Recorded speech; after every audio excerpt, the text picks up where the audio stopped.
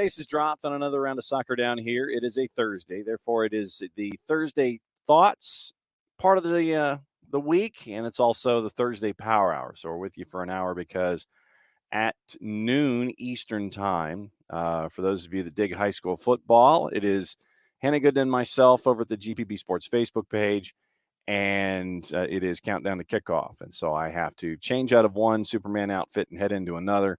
So that's why Thursdays are an hour, and we try to get in as much as we possibly can. And let's see, Jared Smith will be joining us temporarily, and he'll be joining us for a little bit. Bart Keeler hanging out with us at 9:30 to discuss Loyal Blue and the squad that was announced yesterday, which happened after we were off the air. So we'll get into USMNT, we'll get into Atlanta United, we'll get into the rest of the league. So let's get into the rest of the league, and I'll let that be the opening kickoff. Brought to us by our friends at Kickoff Coffee, kickoffcoffeeco.com. And once again, as I turn to the right, and there's your QR code right there for anything involving Kickoff Coffee. And yes, I still know I have to figure out how to make the QR code down here. I'm going to do that. But Kickoff Coffee CO on Instagram, on Facebook, and on Twitter, as the kids say these days. So let's go over the other matches from yesterday in Major League Soccer before we focus on Atlanta United and then focus on the the men's national team and the kit and the makeup and the jersey and all that kind of stuff. So yesterday it was a handful of matches because we had a double midweek whip around. Last night, Austin put 3 on RSL. It was goalless for a while. Austin ended up getting the Duke by the score of 3-0. Vancouver did the same thing to LA Galaxy. Makes you wonder, A, about the Galaxy, B, about the playoffs with the LA Galaxy, and C, possibly even Greg Vanney with Ricky Puig and all the other firepower that's there. They're hurting. We'll go over the standings in the West and the East in just a little bit. Colorado also beat San Jose by the score of 2-1 at a -172. 4 matches last night.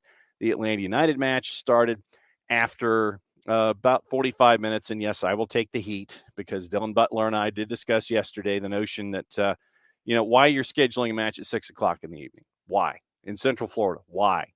I feel like Ross on Friends. Why? Well, we found out why. Because traditionally, and everybody here in the state of Georgia knows this. Everybody in the Southeast knows this. This time of year, about 5:30? You get that one shower. It's nasty and hot, and it's 90 degrees and matching humidity. You get that passing thunderstorm that happens about 5:30, and then the rain quits after about 7 or 8 minutes. Then it's just incredibly humid for the remainder of the day. That is what always happens. And when you schedule something earlier in the day, you get that. That's what happened in Orlando. So match was pushed back about 45 minutes because of thunder and lightning and all those other very, very frightening things that were out there yesterday. So it was pushed back about 45 minutes, and then they started. Took a while, but we'll get into the details when Jarrett and Bart join us here over the course of the hour. So let's get into the standings, and we'll work our way west to east, considering that most of the matches were in the West yesterday. LA now, everybody in the playoff picture has played 31 matches who is 1 through 7. We have some teams that have played 30 matches that are outside the playoff picture. LA's got a 7-point lead on Austin, 61-54. FC Dallas is third at 49 points, and this is where the fun starts in the West. 5 points separating 2 from 3. Nashville is at 46 points, unbeaten in their last 5, 3 points behind FC Dallas. 5th is Minnesota United at 45 points. They're 45s across the board. 45 points, 45 goals scored, 45 goals given up. You tell me there's some kind of symmetry there. Portland is in 6th at 45, but they have 2 less wins than Minnesota, and that's your first tiebreaker. So 13-11. Portland would have to really get some work done over the next after the remaining 3 matches to get higher than Minnesota if they match each other when it comes to output. RSL, after the loss last night, have now lost 2 of 3. They're at 43 points, so you've got 3 points separating 4 through 7 with 3 matches to go with all of them. Below the playoff bar right now, LAG. They've lost their last one, and they've only drawn the other 3. Remember, we talked about penalty kicks and all that kind of stuff. So 40 points for LAG right now. They're in 8th. Seattle charging They have a match in hand around everybody else except for the Galaxy. They're at 39 points, having won 2 in a row. We'll catch up with Nico Moreno live on the network, 5 o'clock this afternoon Eastern time, 2 p.m. out west, and Nico has promised that he will not be in his car or having to deal with another flat tire. Colorado has won 2 in a row. They're at 39 points. They've played 31 matches, but Seattle has 2 more wins. Vancouver at 37 points. They're in 11th at 31 matches. Sporting's at 34. Houston's 33. San Jose is at 30, having lost 3 of 4. Now the East. It is Philadelphia at 63 points, 7 points clear of CF Montreal, soon to be Impact, probably, hopefully, maybe. Red Bulls are in the playoffs officially with everything that happened below them last night, specifically with Orlando. Red Bulls are in at 50 points. They've played 31 matches. NYC are your Campeones Cup champions after beating an Atlas side that has not done well so far in the Apertura and Liga MX, but it's another trophy, and I'm anticipating another banner that is just as large as their MLS Cup banner there at Yankee Stadium or wherever they want to hang it. Orlando City right now, having lost 2 in a row. NYC's at 46 points. They've lost 4 of 5 in MLS play. Orlando City's at 42, 30 matches played. There are 4 teams above Atlanta United that have a match in hand. Orlando City at 42, FC Cincinnati at 42, 2 less wins than Orlando. Columbus at 41, and that is your playoff picture. That's your top 7 right now. Crew at 41 points. Inter Miami have a match in hand and 1 more win, 11-10. Both teams at 39 points. The Revs have lost 2 in a row. They're at 38. Charlotte is at 35, 2 more wins than the Chicago Fire, plus match in hand. Toronto's at 34. DC United is at 27. So that's your standings heading into the weekend. Remember, tomorrow we will have 8:45 a.m. start because it is a very, very busy Saturday. 3, 6, 9, 11 matches, including Atlanta United, Philadelphia Union at 3:30. 3:30 is your start time for Atlanta and Philly. So we'll keep an eye on the 11 matches tomorrow and the 3 on Sunday. We'll do the weekend whip around patent pending trademark coming. That one will be at 8:45. Our Beyond Goals mentoring visit happens at 9:30, and Bart Keeler is going to be coming back after today. He'll be coming back tomorrow as well at 10 o'clock to kind of put a bow on everything. This morning with Bart, when he pops in at 9:30, we'll talk about USMNT. We'll talk about the roster, talk about omissions, talk about the 26 that are there.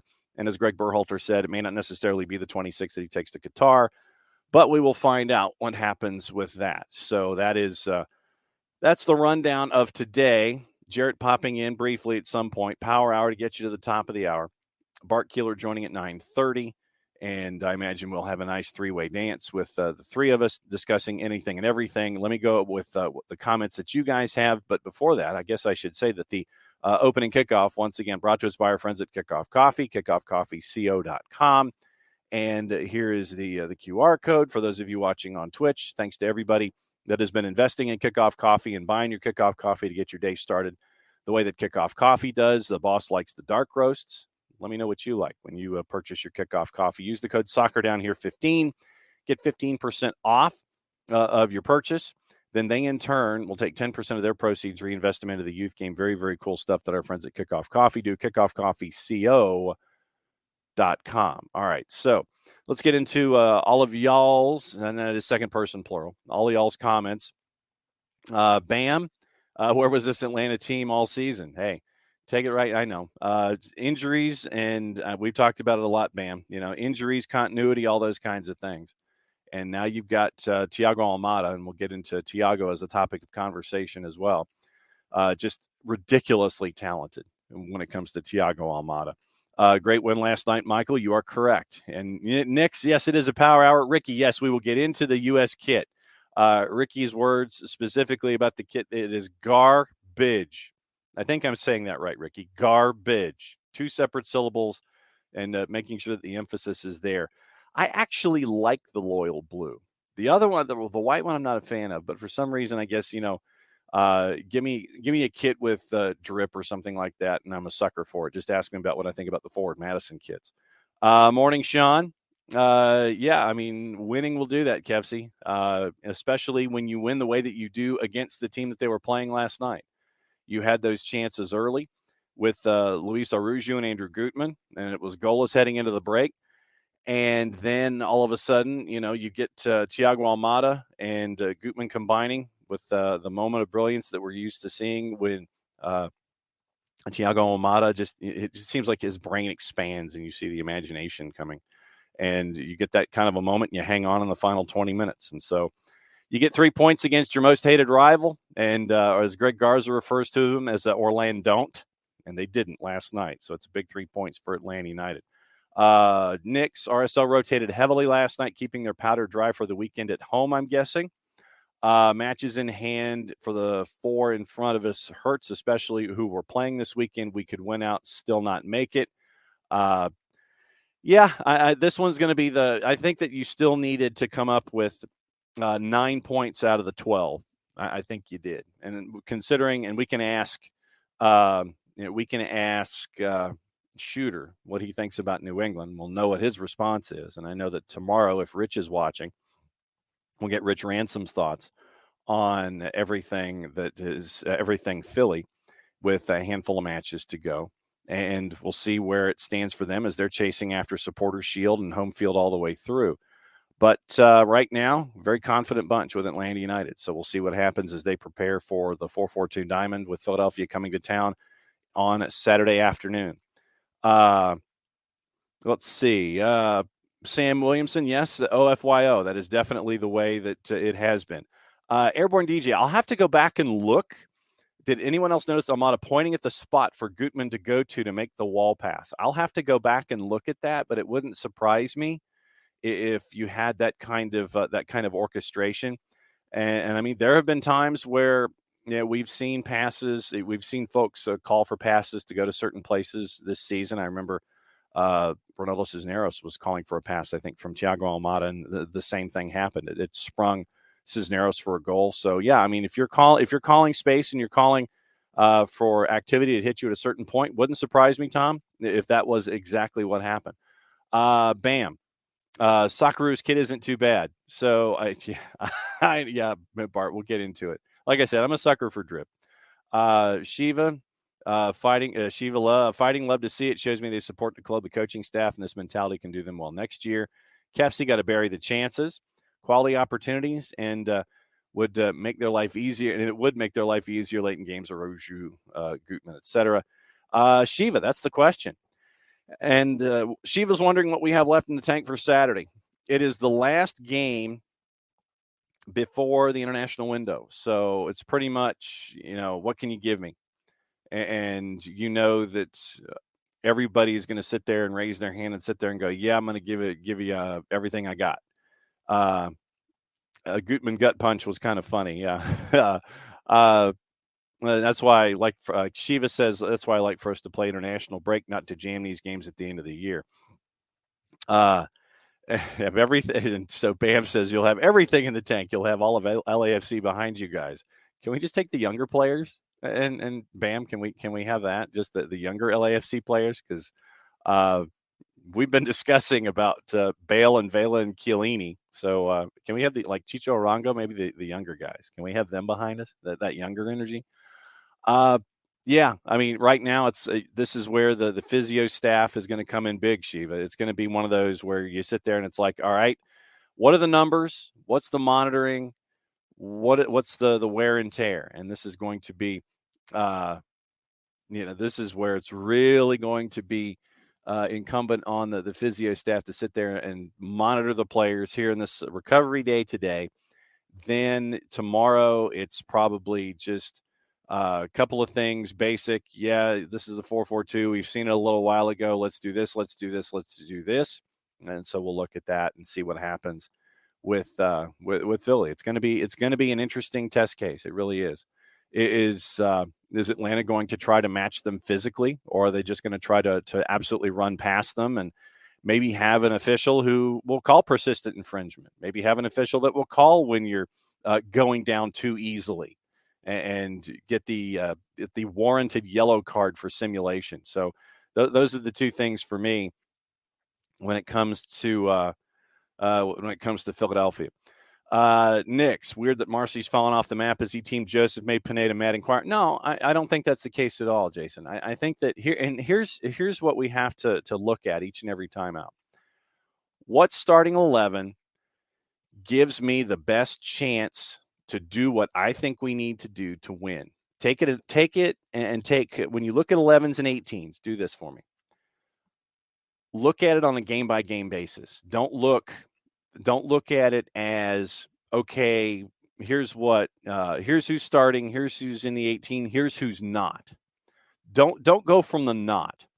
Go from Atlanta needs X personality-wise with the attack to go up against the defense of team Y. And here's what we need personality-wise, and here's what we need talent-wise to go chase. So, well, I mean, but once again, and there might be something else. I mean, and I have no basis in any information whatsoever. I don't know this, but there could be something else there. I mean, it could be a niggle, could be a niggle, could be a knock. We don't know. And I would, once again, just look at it this way on a case by case basis. What starting 11, and it's probably going to be the same starting 11 that we saw this time out last night against Orlando going up against Philly, because this is what you've been seeing so far with this group. You've got the 2-match win streak. You're on a roll. You've got that consistency. You have the familiarity, if I could get my upper plate to work. You have all of that activity there in the test case. And right now it's the last match before the international window. So it would not surprise me once again since this is the lineup that has gotten you 2 wins in a row, this will be the lineup that'll get you into the match against Philadelphia. So just, look at it on a case-by-case basis and a match-by-match basis, considering that there's only 3 matches to go. What team, what lineup, and all the way down to 18, what 18 can give me the best chance against what this other team is bringing to the table? So, yeah, I mean, and Nick's also with Godinho. Once again, he hadn't played competitively since May until he had gotten his most recent reps. And so once again, it just takes a little while to get into the rhythm of a match. And when you've got a guy who's 6'5", you'll be able to see, he had a couple of big saves last night, stretching off to his right. In the one instance, I think in the second half comes to mind, where you see Godinho working full extension for the save off the header, keeping an eye on things, commanding the box, all that stuff. It just takes a little while to get the full song. It takes a little while for it takes a little while for the engine to turn over. And so when you hadn't played since May and you're playing in August and September, that's kind of where it is. Maybe Emilio, don't know. But once again, I mean, you have different skill sets. With Marcy, it's the artist that wants to paint, and he's there for passing and artistry and getting folks active and open and those kinds of things, where Luis is the one who has the tremendous ability, but he's going to line up and fire from 23 or 4. That's not in Marcy's quiver right now. So once again, you're looking at, okay, how do the pieces fit? Who are these pieces, and how are they when they go up against everybody else? So just, we'll keep an eye on it. But once again, it wouldn't surprise me once again if this is the lineup that you took one more time, that you went up against Philly and made sure that you got the best effort from the 18 that you're going to put out there in a physio sense, and chasing after Philadelphia in a physical sense too. That's what's going to be interesting to see on a Saturday afternoon at 3:30. But I think my gut tells me, because of the successes that we've had with this lineup, it's going to be this lineup, and not a whole lot it should be anticipated differently. Bam says we can borrow Poku and Chicho for the match. Okay, got to make sure that they integrate though, and see what happens there. Let's see. Jason thought it would be the same lineup. Just don't know what Gutman and Almada have left right now. Sosa also, but once again, you're not going to say no, Shiva. You're not. It's going to be, it's like, all right, what do you have? Yeah, I'll start. Yeah, that's the response you want. Yeah, I'm in. You want that right now, and so that's what That's what we're looking at. Let's see. Glad we got the win. Aruju definitely needs to start burying his chances. Would have felt a lot more comfortable if it was a 2-0 lead instead of a 1-0 lead. Yes, absolutely. Godinho doesn't always have the surest hands, but they reach important angles. Yes, Kefsey, that is true. Five-stripe dog. Luis is just not producing enough to warrant his DP slot second year and meh. Bam, what you should be having is players telling the coach they want to start. True, yeah, absolutely. It's like, and Bam, I know I'm right there with you on the two-way street. It's like, yeah, ready to go. What do you need? What do you need from me? What do you need? What do you need? What do you need? I'm ready to go. That kind of stuff. That's what you need from your guys in a situation like this. But I don't think you're going to have anybody turn down the chance to chase after Philadelphia on the weekend as you're chasing after a playoff spot. So really going to be interested to see. But like I said, my gut feeling says it's going to be the same 11, and since it's the last game in the window, if you can start, if you can give me 45, you start me. Then you figure out what your substitution pattern is for the second half and things like that, considering it's the third match in a week. Michael Head, Godinho's hands concern me. Hope we don't see a shot save spill, another shot score from Philly. Agreed. Christopher Abel, what does Mosqueda need to do to earn himself a start? I like what he brings to the team. Christopher, I would say where Mosqueda is concerned, it's just becoming more comfortable in the system. Right now, with Mosqueda, what you're looking at is someone who can bring you fresh legs and can run somebody into the ground with 20 or 30 to go if you need that kind of fresh legs. And we saw that with the substitutions last night with Caleb Wiley coming in late to help preserve. Mosqueda came in. Let me get the numbers. How many minutes did Mosqueda? Mosqueda came in for Brooks with 23. So he came in the 67th last night. And so, and it was good to see Mateus Hossetu come back in and get 33 minutes as well. So let's see who's popping in. It's that guy. As I look at the grid, all right. So he's wearing his outfit, and we're going to kind of blend topics here. But you know what this means? I get to do this.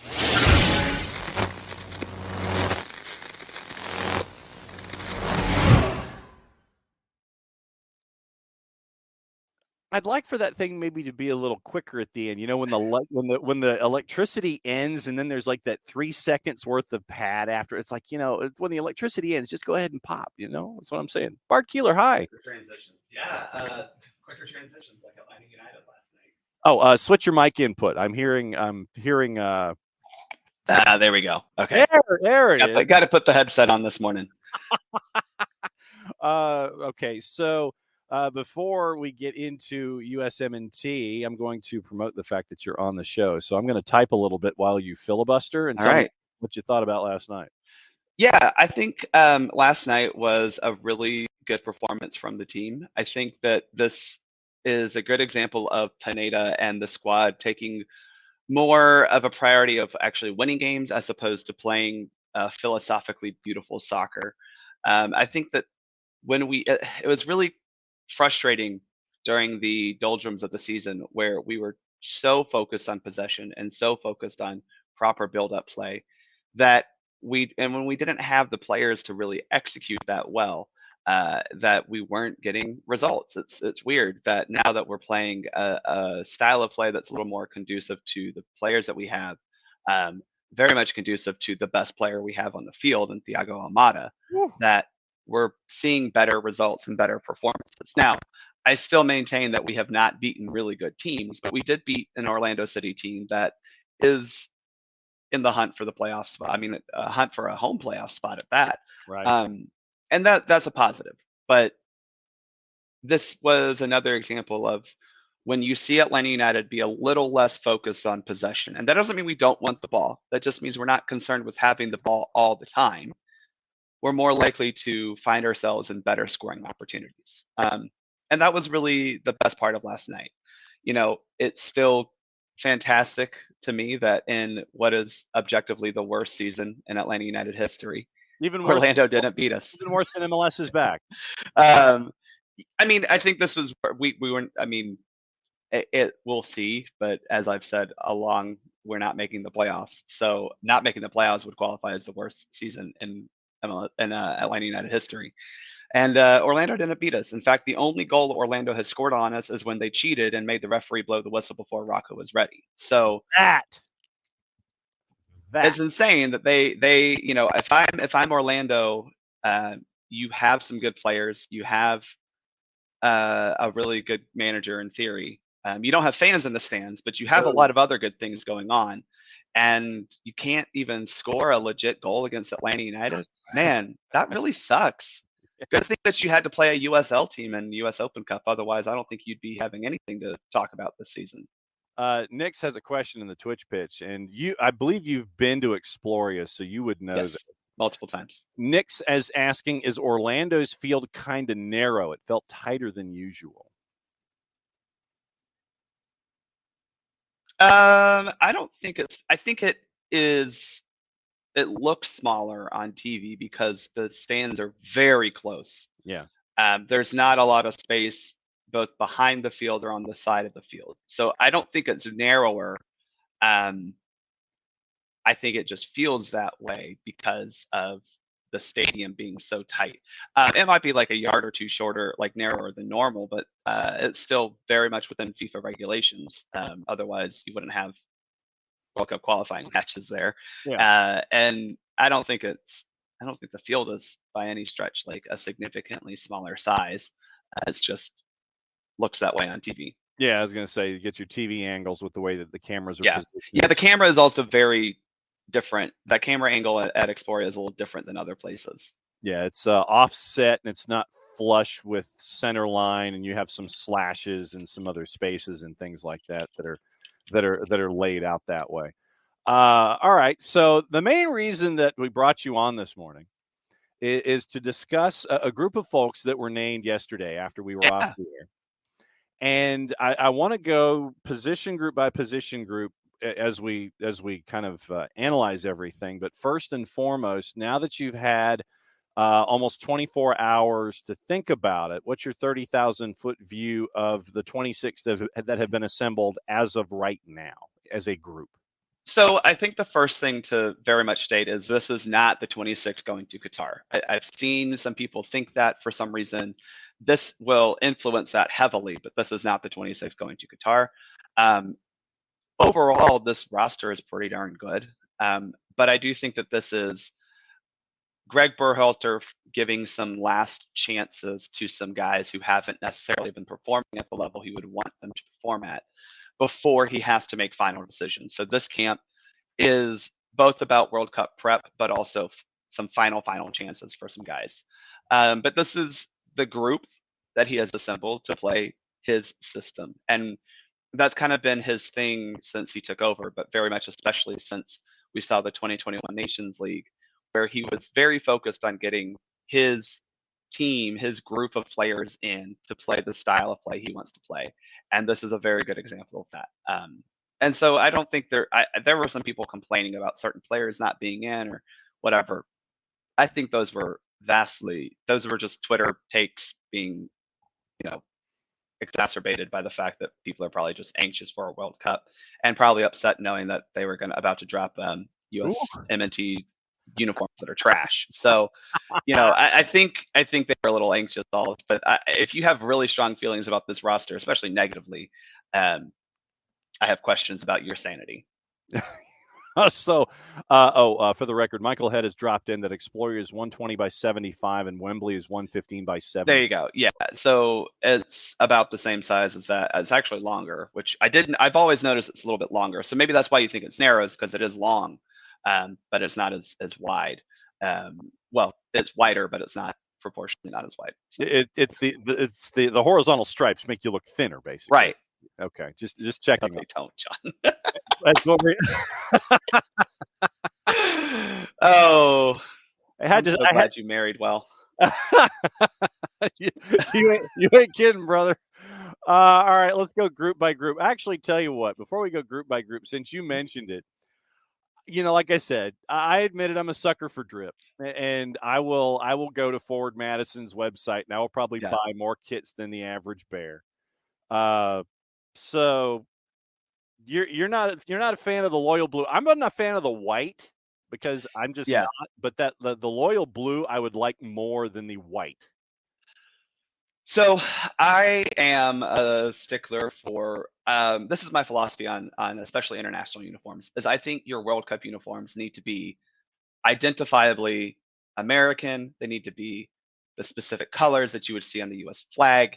They need to be very much directly a US soccer kit. Right. I'm not saying these depart from that necessarily, because I do think especially the white kits look like a US soccer kit. You've got the red and blue on the sleeve. I wish it were actually on the cuff, but the sleeve design. You've got white, blue, white. I actually kind of like the white, white, blue look. That's a cool, interesting take on some of those things. I prefer darker blue kits for the US, especially when it comes to the World Cup. Right.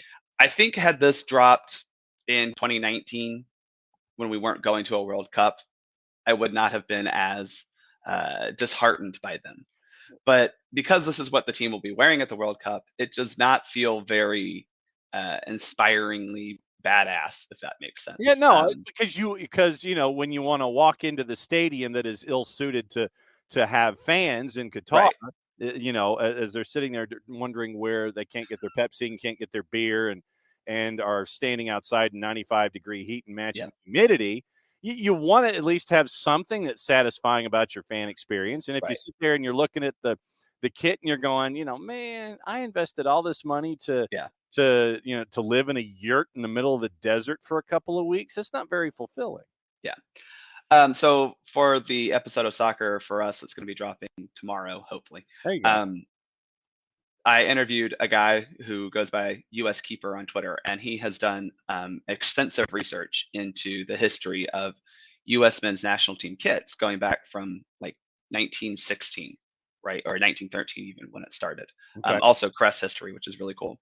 And a lot of stuff that comes up through his research is, there is some. We haven't had a great deal of kit identity, but there are some things that kind of have come through a lot, and we often look at that sash. Mhm. And I do think that this was a missed opportunity to include that. We saw the 2018 kits kind of had a sash element that was the ending of the stripes kind of made a sash look. Um, I think that was a route that US soccer probably should have taken that would have made these a lot more palatable to the fans. You think of the 2010 World Cup had a sash-ish look. The 2006 World Cup wasn't a sash, but it was a stripe across the middle on the blue shirt and had a vertical, straight vertical sash on the white. I'm upset that we're not seeing a better consistent design when it comes to World Cup kits for the US. I think when you're talking about years, the years in between World Cups, go ham, have fun. That's fine.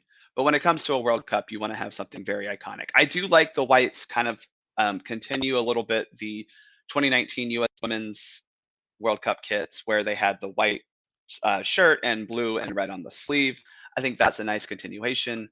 The US has always had white kits, especially for their primary. So that part I do like, but the blues are just a little bit too much of a deviation from what I would want to see from US soccer. What'd you think of the 94 kit? Because I like the 94 kit. Of course, being the oldest dude here, it's like I like that 94 denim kind of a thing. Yeah, I think I would have liked. I probably wouldn't have liked it super much in that time, but probably would have appreciated the just sheer Americanness of it, which is kind of what I thought they were going to do with these kits with the tie dye look. But it looks more like paint blotches than tie dye on the blue.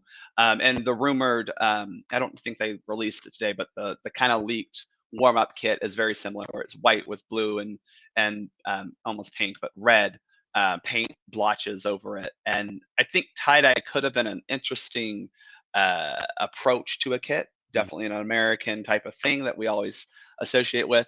Yeah, very, very much Woodstock, but still something very American. But, I'm wearing this kit today because this is my favorite all-time US kit.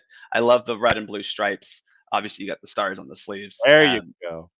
And I think that this, to me, is a better look for U.S. soccer going forward, is the red and blue stripes. I wasn't sure how I would like the ones that we just had, the dazzle camo thing. I still maintain that it looks really good on people who are athletes and not good on people who aren't athletes. But ultimately, the athletes are the ones wearing it, and we want to see them look cool. So I'm not a fan of these kits. I'm very disappointed that they're so deviated from what I would say an iconic U.S. look for a World Cup. But I'm sure that some people like them, and that's what matters. But the reaction on Twitter has not been very good. Yep. Bam is joining us from Australia, and he said the 93 kit for the SoccerforUS is a thing of beauty. And so I'm looking it up and trying to figure out if I can find a picture of it. And it's like, of course, the image may contain. I don't care. It's like, I don't care what the image may contain. Ooh, okay. Yeah, I do. I like that. It's very Norwich. It's very Norwichy. I'll have to go with that. I like that, Bam. Very nice. Yeah, it's like I'm sitting here feverishly looking for 93 Australia kit. And so, yeah, I thought that was kind of cool. All right, so let's get into positions and position groups and things like that. And yes, and I think that it was important off the top to let everybody know, and I think that this kind of got lost in the sauce, that this is not the be-all, end-all roster like Garrett Southgate announced this morning, and we can get into that too. But you look at this group and you start in net, and you look at it and you're going Horvath, Sean Johnson, Matt Turner, and I think probably the only other individual that could have been a part of this discussion would be Gaga Slonina. So of these three, what do you think? Mm-hmm. Yeah, so I think these are the three that make the most sense. If Zach Steffen isn't healthy, which he's not, he's hurt. Horvath and Johnson have been a part of the group more often. Johnson has been a part throughout World Cup qualifying, and I do think that has more to do with the fact that bringing in the third goalkeeper from England versus bringing in the third goalkeeper from MLS wasn't exactly the most sensible thing to do. But yes, I think these three make a lot of sense. I think right now you're looking at Turner as your number one goalkeeper for the U.S. And I like the fact that you're going to get Horvath versus Johnson in camp to fight for that number 3 spot, because I do think Steffen will still be number 2. I don't think Gaga, it's not his time yet, and that's okay.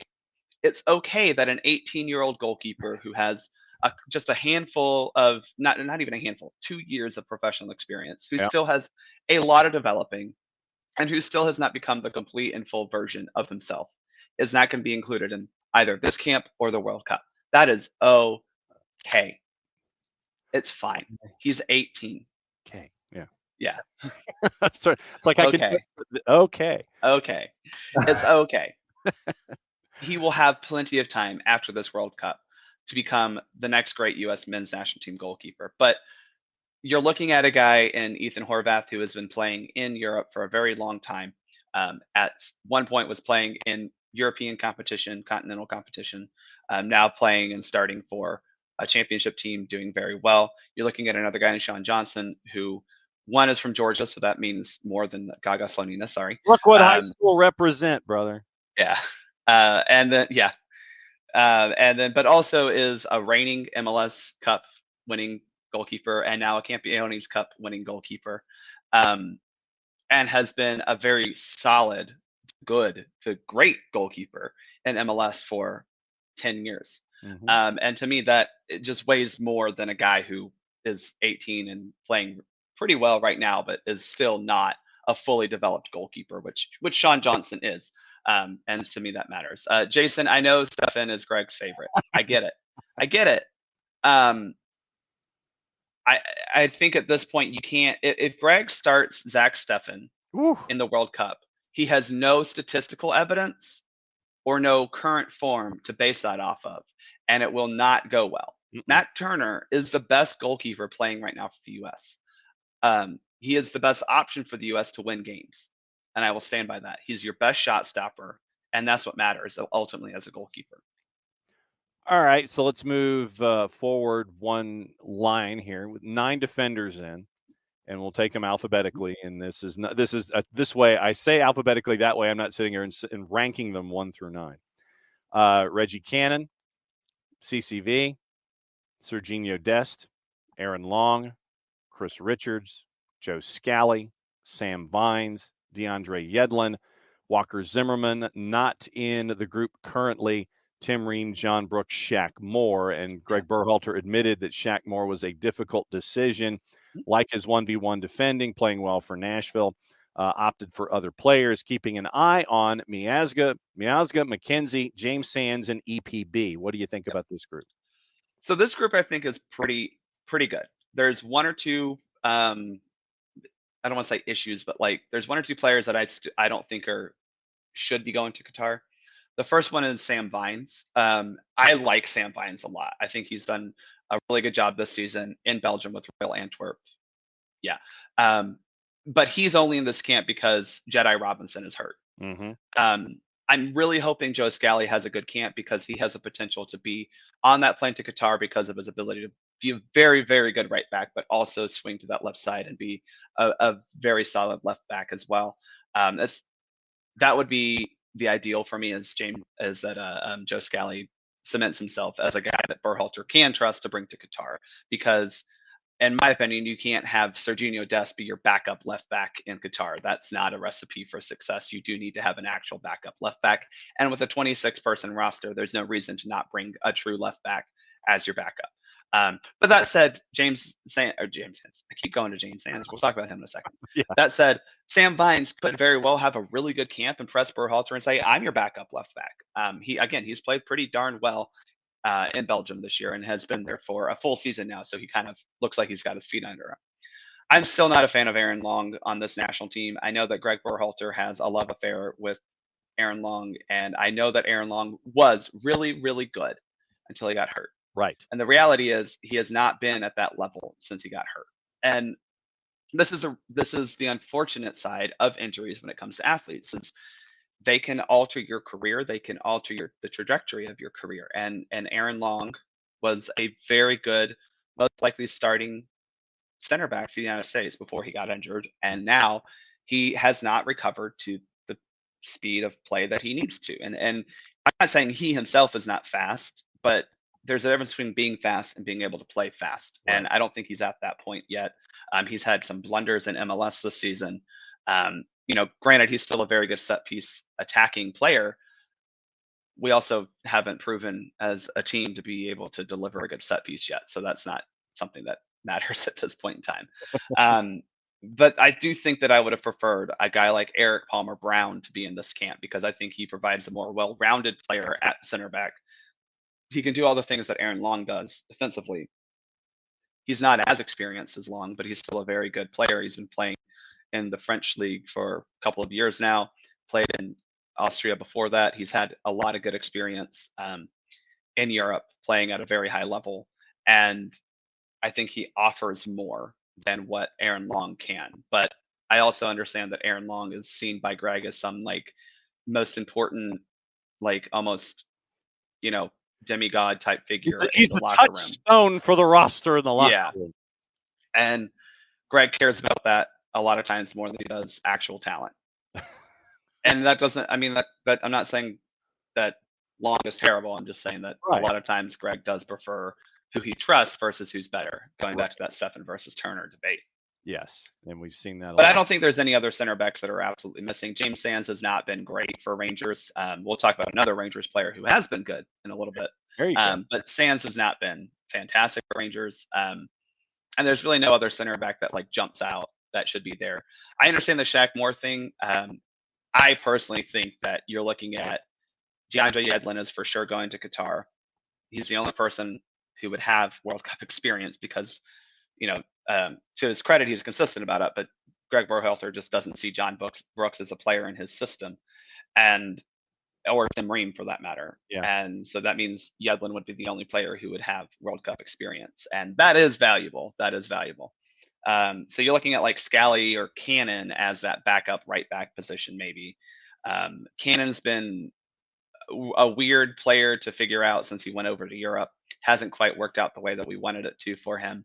And maybe this is the final chance to look at it. I don't think Shaq Moore has been I don't think it's a crime that Shaq Moore isn't here. Let's just put it that way. Bart Keeler hanging out with us for another 10 minutes to wrap up the Thursday Power Hour at Bartimus Prime 19, Soccer for US pod. And it's going to be cool when you have the new Soccer for US pod out mañana, as the kids say. Yes. Let's look into the midfield. 6 of them have been named. Kellen Acosta, Tyler Adams, Luca De La Torre, Weston McKennie, Yunus Musa, Malik Tillman, the two that were outside looking in. Johnny and Eric Williamson were mentioned yesterday by Greg Berhalter. What do you think about this six-pack? Yeah, so I think these six guys pretty much are locked for Qatar. I think the iffy one is Malik Tillman, but I think the first five are absolutely going, right. They've been vital throughout qualification. They've been vital throughout just about ever since Greg took over. I think Luca De La Torre has finally earned himself a spot in this group. He's by far the best backup option to any of those kind of attacking, if you will, central midfield positions. And I think Malik Tillman right now stands the best chance to also book a ticket to Qatar. And he's been playing really well in Scotland. Take that with a grain of salt, but he's looked okay in some of the European competitions. The last couple matches haven't been great, but I don't know if you know this, John, but Rangers is not as good as a lot of the European competitions they're playing in Champions League. What? CCV has also had this problem with Celtic, where maybe they're just not great teams. Not as good of teams compared to some of the teams they're playing in Champions League. I know this shocks everyone that Rangers is not on the level of Ajax, but it's just true. So it's hard for me to be like super harsh on Malik Tillman for not being as involved when his team is just being overrun by better players. But I think Greg likes him. I think Greg likes a little bit of his versatility, being able to play both centrally in the midfield, but as an option out wide if needed. He definitely does provide a lot more of athleticism on set pieces, but he's so silky smooth on the ball. And you can see that even at a young player, he's seeing the game in a way that I think Berhalter likes, and that obviously Bayern and Rangers like. So, you're playing under a guy in Giovanni von Bronckhorst, which is helping him, I think, as well, play at a slightly higher level. I think he has a really good chance to make it. I think unfortunately for Williamson, it's just been a little too little, too late. Yeah. Maybe not too little, but it's just been a little too late for his good performances. The unfortunate injury he had last year did kind of throw that off. I don't think there's anyone else personally that has a really good shout. I know we talked about Johnny, and I think Johnny has a good shout going forward. We're going to need to find a true backup defensive midfielder. Johnny can do that, but I think right now it's Tyler Adams and Kellen Acosta has earned a spot there. And Johnny, truthfully, just hasn't looked great when he's put on a U.S. shirt. He had a really bad Olympic qualifying campaign and hasn't looked super awesome outside of that either. 8 forwards, a lot of familiar names: Brendan Aronson, Paul Arriola, Jesus Ferreira, Jordan Morris, Ricardo Pepi, Christian Pulisic, Gio Reyna, Josh Sargent. No Jordan Pefok, no Brandon Vasquez. And I know that and Tim Weah is also out with an ankle injury. And I know that a lot of folks were, looking and pointing at Brandon Vasquez and going, "Ooh, look, Brandon Vasquez, Brandon Vasquez, Brandon Vasquez." But what do you think about this group up top? So I think that this group is likely to be what we see in Qatar minus one thing. I think Tim Weah is absolutely going if he's healthy. So I think the Morris Areola battle in this camp is going to determine who goes to Qatar, because I'm sorry, neither of them can replace Gio Reyna on the roster if Gio Reyna's healthy. Gio is, I think, the most talented, gifted on the ball player we have, and that's even including Christian Pulisic. So I think that those two are fighting for that last spot as an attacking player. I understand Brandon Vasquez, like the call for him. I think that he has had a really good season in MLS, and he does a lot of good things that Greg Berhalter would want. But John, we've watched him in Atlanta. We watched him at Atlanta United too. Yeah. This is the first time he's ever looked like this. Correct. And that's not a bad thing, right? That's not a bad thing. But you can't roll the dice right on a hot hand when you're this close to trying to figure out who is heading to a World Cup. Yes, absolutely. Yes, it's been great. Love to see it. Hope it continues. But you can't risk a spot of experience in international competition. Absolutely. On a dude who's got the hot hand. I get it. And the thing is that everyone who's been called into this camp had been called in already. Mm-hmm. Everyone. So when you look at Pepi and Sargent, I think this is what's happening. As Ferreira's going to Qatar, Pepi and Sargent are getting one last look. And Greg kind of hinted at this when he talked about Pefok not being included. He said, we know what Pefok can do.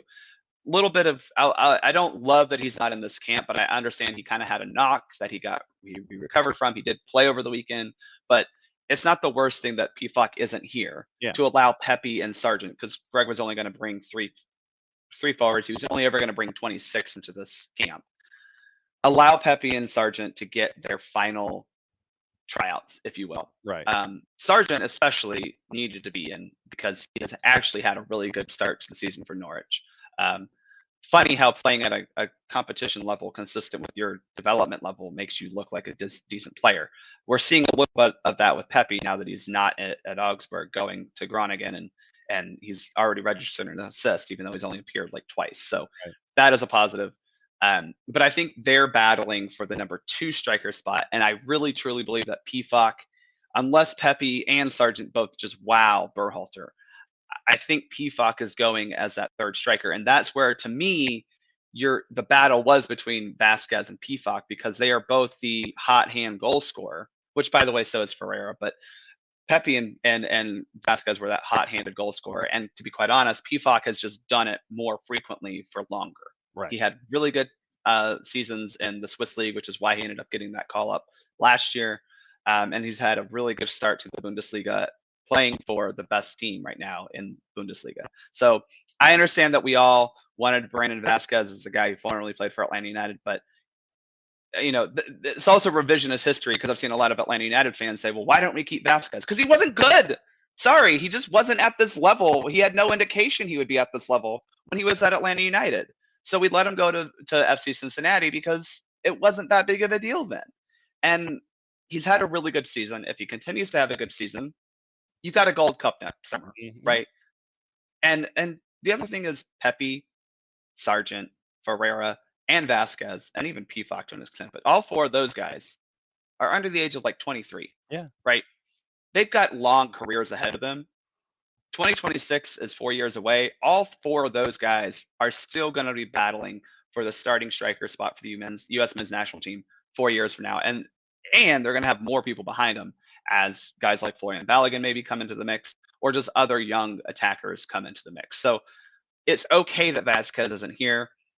Consistency is not always about one season or in one season. You do also have to show consistency across seasons. And Vasquez just quite frankly hasn't been that player until this season. And he's also cooled off significantly in the past since it turned to September. And I would also wonder how a Brandon Vasquez would integrate into a Greg Berhalter system versus what he is in right now with FC Cincinnati, when you've got guys like Brenner and Lucho Acosta there helping you out in addition to everything else. Yeah, it's definitely not the same, but I think he would. I think Vasquez would work well in the Berhalter system, but Berhalter wasn't going to bring him in to this one camp to get him introduced to the system. That wasn't going to happen. And I think that's the other thing is, again, as I said at the top, this is Berhalter's group of guys to play his system. Vasquez hasn't entered that group yet, and so it was going to be very unlikely that he gets called in to this camp for that reason. All right, so you're coming back tomorrow at 10, right? Yes. And we're going to talk about Atlanta United. Anything else on your mind? We talk about all the other national teams, because it looks like Gareth Southgate has announced his bunch. Ivan Toney was named. Why not? And the thing is that if you go to the England football website, when they announced the squad of 28, there's one dude who doesn't have a photo. They didn't even bother photoshopping. They didn't even bother photoshopping the kid on him, and just like it's like, take his headshot from Brentford and swap out the Brentford jersey for a national team jersey. They didn't even do that. It's like he's like the unknown striker on the England football website. So yeah, you got to unlock him. He's the hidden striker. You got to unlock in the game. No doubt. Yeah. So we'll talk about that tomorrow. One more plug for the upcoming pod, please. Yeah. So we'll drop. I've got a guy named US Keeper who is a U.S. soccer historian on his own time. Got an interview with him that'll be dropping, and then I have my roster reactions with my friend Caleb from USMNT Corner. And that'll come tomorrow, maybe tonight. Depends on how quickly I can edit these things. But I actually have to edit these. These aren't live. These aren't like just live recordings that we put up there. So hopefully tonight, but probably tomorrow morning you'll be able to see it in your Soccer Down Here feed. What he said. So at Bartimus Prime 19, please follow him on the Twitters if you do not already, so that way you can get and SoccerforUS on the Twitters as well. So Bart, we will catch up with you tomorrow. We'll talk about other international stuff, and you realize, of course, that during the international window, the welcome mat will be out for you. Love it. Well, I mean, it's like you're my guy, and so it's like, previews and reviews, and you're going to be very, very busy with us during the international window. So it's totally fine, John. I'm here to help you as always, and we'll talk about horizontal and vertical stripes and hoops and things like horizontal stripes. I love them. They look good on a US kit. That's all I have to say. Y'all All take right. care. Be good, Bart Keeler. Once again, thanks for hanging out with us, and it is now you and me for the remainder. So now that Bart is gone, time to read a promo as we get toward the end of the power hour. And let me get the music squared away so it doesn't overpower everybody. I've got it at like 17. And it just kind of starts like that. Brought to us by our friends at the Lemonize Service, Rotor-Free Clean Fresh Air. SDH proud sponsor, Lemonize proud sponsor of everything SDH, deodorizing enclosed spaces like houses, apartments, and condos. They've created a customized solution that eliminizes all organic odors, including those like pets, cigarettes, and food. Realtors and property managers use the Lemonize service to eliminate bad odors to help them sell or rent their homes that much faster. Turnkey process. We like that. Makes it easy to work with realtors and property managers. Green way to get rid of odors without any kind of toxic residue whatsoever. Kind of the environment. We like that too. Different than Febreze or other masking agents that we have either under the sink or in the cupboard, because when you reach under the sink or into the cupboard, you bring out your masking agent, you spray it in the air. That's why they call it a masking agent. All it's doing is masking the odor, not attacking the problem all the way down to the molecule, like our friends at Lemonize do with their proven scientific formula. One of two ways that they attack the problem. Pricing very, very easy, either by cubic feet or parts per million, to come up with a price that's affordable for you, offering results in 24 hours or less. If you have any questions, frequently asked or otherwise, one place you need to go, it's their website. QR code over my left shoulder for those of us watching on Twitch. Wait, let me grab the pen. ELIMINIZE.com, but do us a favor, go /Atlanta after the .com so they know what part of the world that you are asking them for their assistance for your issues. So it's ELIMINIZE.com /Atlanta, lemonize.com /Atlanta for odor-free, clean, fresh air. Lemonize Service, proud sponsors of everything SDH. If the fade going here, and yes, Emilio, yes, you are correct. It was Nashville, and then he was flipped to Cincinnati, meaning Brandon Vasquez. So you've got that going on. All right, so quickly. Let's get into the day that will be here and kind of include the juice boxes into it. Right now, obviously, you got stuff going on in Asia working its way this way right now. You've got Russia and Eastern Europe. That's going to be kicking off here in just a little bit. South America, that kicks off around lunchtime. In addition to what you're seeing from the Middle East and North Africa, you've got, once again, a lot of stuff going on in Europe, and it's working its way east. Europa Conference League is today, starting at 12:45, and we'll just go over the teams that we at least have some semblance of an idea about. Slavia Prague is a minus 909 against FC Balkany. AZ Alkmaar is a minus 625 against Vaduz. Apollon in Cyprus, a plus 106 as Dnipro comes to town out of the Ukrainian Premier League. Ghent and Shamrock Rovers. Shamrock Rovers are north of plus 1050. Djurgården and Mulde. Mulde is a plus 152. Djurgården a plus 179. Cluj and Sivasspor. Cluj a minus 101. Sivasspor is a plus 310. Basel on the road is a minus 102. Slovan Bratislava on the road is a minus 102. Europa League. Our buddies from Sheriff Tiraspol are hosting Manchester United in Moldova at 12:45. Manchester United is changing as we go. They are now up to a minus 357. Tiraspol Sheriff is a plus 1019. Midtjylland, a big home dog, is Lazio coming to town at a minus 112. Freiburg is a road favorite at Olympiacos Piraeus at a plus 144. Real Sociedad, a big favorite at home, minus 5.25. as Ammonia Cyprus comes to town. Feyenoord, a big favorite at home at a minus 270 against Sturm Graz. Karabag from Azerbaijan at a plus 152 at home. Trabzonspor and Red Star. Trabzonspor is a plus 141. Red Star is a plus 206. Monaco is a big favorite at home against Ferencvaros of Hungary. Monaco is a minus 222. Also in Eastern Europe, Europa Conference League at 3 o'clock. Başakşehir and Fiorentina. That's an interesting one. Başakşehir is a plus 164. Fiorentina is a plus 177. Cologne is a minus 357 at home. Hearts a plus 156 on the road at RFS. West Ham, a big favorite, minus 238 at Silkeborg in Sweden. Anderlecht a plus 110 on the road. Also on the board there, Hapoel Beersheva is a home dog to Villarreal at a minus 172. Lech Poznan is a minus 111 hosting Austria Vienna. Partizan is a home dog to Nice. Nice is a plus 138. Partizan Belgrade's a plus 206. Europa League, Rennes and Fenerbahce. Rennes a minus 135. Fenerbahce almost a plus 390. Roma, big favorite, minus 6.25 against HJK. Real Betis a minus 233 against Ludogorets. Union Berlin, a road dog to Braga. Braga's a plus 137. Union Berlin at the top of the table in the Bundesliga. How about that? A plus 219. Bodo Glimt a minus 161 at home. Dynamo Kiev a minus 128 at home. Royal Union is a minus 172 as Malmo visits them. All those are at 3 o'clock. Argentina, 6 o'clock. Rosario Central and Estudiantes. Defensa y Justicia is a home dog at a plus 206 against Argentinos Juniors. Copa do Brazil, Corinthians and Fluminense at 7. Corinthians a plus 136. Fluminense is a plus 227.